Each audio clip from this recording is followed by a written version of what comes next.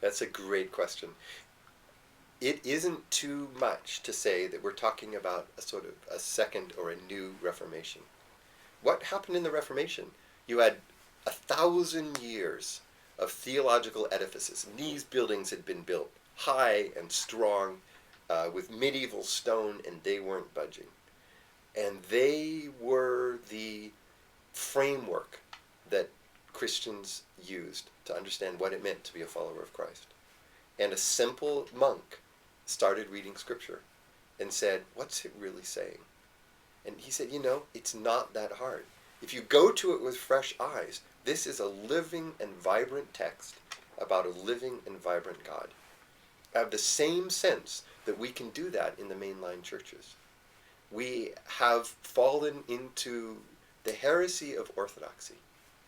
We've fallen into a variety of ways that one is supposed to think. And ironically, the first one was you're supposed to think like the Reformation thinkers. But we got it as a series of equations, as a series of questions and correct answers to them. Well, then we had modern liberal theology, and it told us how we were supposed to think.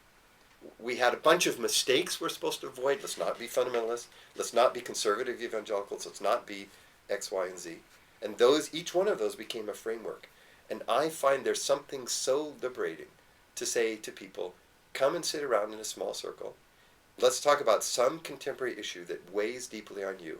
And let's read relevant biblical texts in light of those issues. And I want you now to have the freedom to say, what did the text say?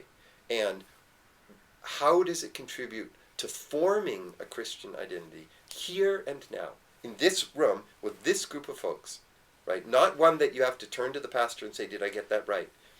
But to form it now. That's what we call constructive theology. It's folks reading with a Bible in one hand and contemporary culture with their lives in the other hand, and saying, what happens?